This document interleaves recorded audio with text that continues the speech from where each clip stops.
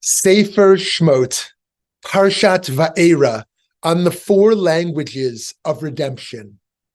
At the end of last week's Torah portion, Moshe expresses doubt and frustration to God about his mission to free the Israelites.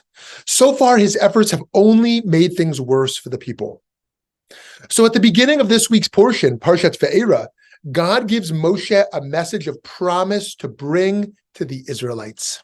God says, "Say, therefore, to the Israelite people, I am Hashem, I will free you from the labors of the Egyptians and deliver you from their bondage. I will redeem you with an outstretched arm and through extraordinary chastisements. And I will take you to be my people, and I will be your God. And you shall know that I am your God who freed you from the labors of the Egyptians." A sequence of four verbs stands out in these verses. God promises the people, I will free and deliver, I will redeem, I will take. These four actions are known as the Arba Lashonot Geula, the four languages of redemption. The Jerusalem Talmud explains that these four terms are the reason we drink 4 cups at the Passover Seder. The 4 cups of wine represent these 4 different ways of talking about liberation. The words in Hebrew are 1, hotseti, to take out, like we say, hamotzi lechem min haaretz, who draws bread out of the land. 2, hitzalti, to rescue, like the Jewish ambulance service, hatzalah. 3, ga'alti, to redeem, like the messianic geula, the final redemption. And finally 4, lakachti, to take, like taking an object or also taking a spouse in marriage. There have been different interpretations over the generations as to the significance of these 4 terms. What does it mean to have 4 different types of liberation? Or perhaps 4 different stages to achieve liberation, or 4 different components or attributes of liberation, or 4 different spheres in which a liberatory process occurs? I want to explore a few different ways that this set of 4 phrases has been interpreted and discuss how these interpretations can teach us ways to understand our own liberatory work. Rav Ovadia Sforno, who lived in Italy in the 15th and 16th centuries, explains that each phrase in the verses is a promise about a different step in the physical process of leaving Egypt. Hotseti, I will take you out from under the labors, refers to the plagues. Hitzalti, I will deliver you from their bondage, refers to exiting Ramses in Egypt. Ga'alti, I will redeem you with an outstretched arm and through extraordinary chastisements, refers to the drowning of the Egyptians in the sea, because at that moment their enslavers perished, explains Forno, the Israelites were no longer even escaped slaves. Lakachti, I will take you, refers to the revelation of the Torah at Sinai. Sforno's interpretation reads the words as one liberatory action after the other, milestone events along the narrative of the Exodus. Sforno can teach us that each incomplete step along our journeys is already a form of liberation, but also that each step is not itself sufficient, and there are more steps that we must build toward. Sforno invites us to celebrate and be grateful for our accomplishments, each one in its time, each different from the others, and at the same time to continue always to strive for the next goal. We can learn a different interpretation from Beno Jacob, who was a liberal Central European rabbi and Bible scholar of the 19th and early 20th centuries. Nechama Leibovitz paraphrases and explains Jacob's reading of the 4 languages of redemption.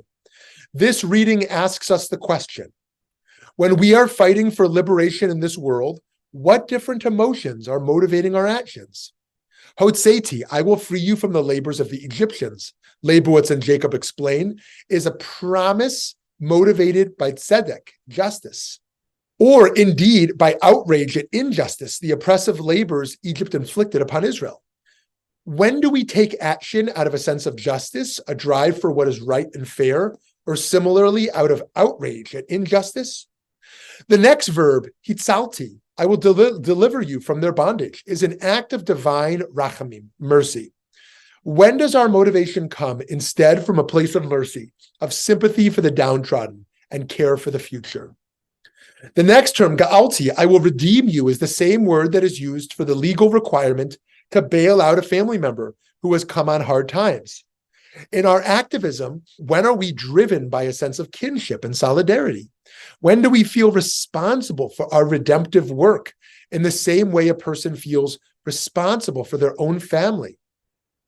The last term, lekachti, I will take you to me, is, Leibowitz says, the most intimate, expressing God's love for us. When do we feel our work of liberation is growing out of pure love? Love for humanity, love for human individuals, love for the world, and love for the divine.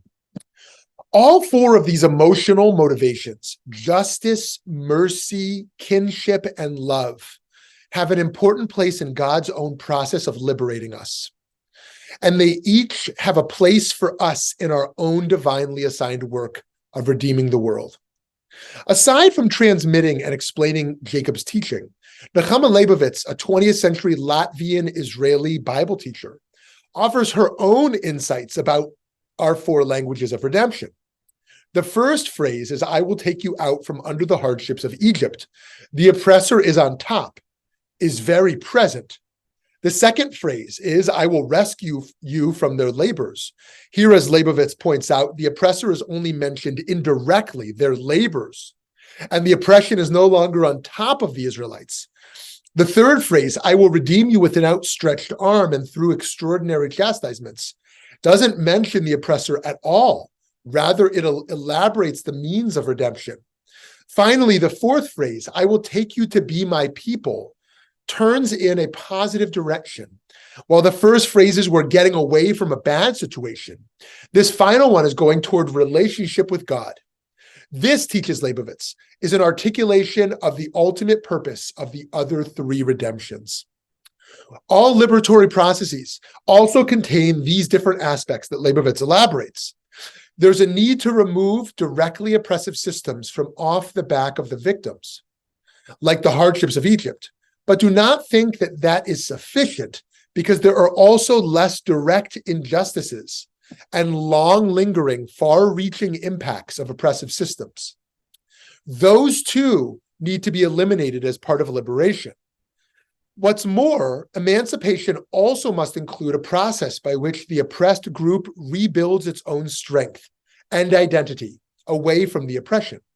That is God's promise to redeem us, which does not mention the Egyptians at all. And this whole process must be more than a healing of wounds.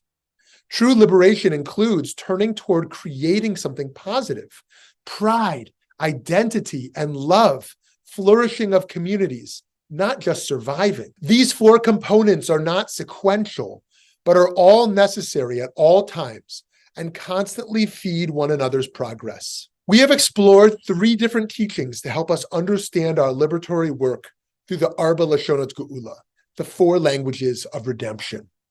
First, from Sforno, the recognition that liberation comes in stages, each necessary and important, and also insufficient. Where do you find yourself in your personal liberation right now? When you look back, what accomplishments do you see? When you look forward, what are your goals? What about in movements for wider liberation that you are part of or care about? What historical progress are you grateful for? What futures still need to be attained? Second, Benno Jacob gave us language to recognize our emotional motivations for doing this work. Justice or outrage at injustice, mercy or sympathy, kinship and love. Which of these drivers for change are you feeling most at this moment in your personal and communal struggles? And we learn from Nechama Leibovitz four different aspects of liberation struggles, which build on each other in parallel and cyclically, removing immediate harms, rooting out indirect and more hidden harms, healing internally as communities, and also flourishing with joy and love. Which of these components of liberation feel most salient for you in your own work right now? Which are you hungriest for? Before you answer these questions, I want to offer you one more expression of liberation's components to give you a few more terms to choose from. Michelle Alexander, a contemporary American civil rights lawyer, scholar, and activist, in her preface to the 10th anniversary edition of her book, The New Jim Crow, describes the way forward in a way that resonates with all we have learned. She writes, "We must do what is required of all liberation struggles, educate ourselves and others, speak unpopular truths, provide support for those who have been harmed, and organize against the systems that seek to oppress, control, and divide us. We must demand reparations for current and past wrongs, open our hearts and minds to one another, and heal our communities as best we can. We must act with great courage as well as compassion and humility, for none of us has all the answers. We must make do with the lessons of history and carry forward the struggles of earlier generations, guided by a moral compass that honors the dignity and value of us all. May our personal and collective work for redemption be an inspired, ongoing journey that is joyful and meaningful. May it ultimately bring us all closer together." Shabbat Shalom.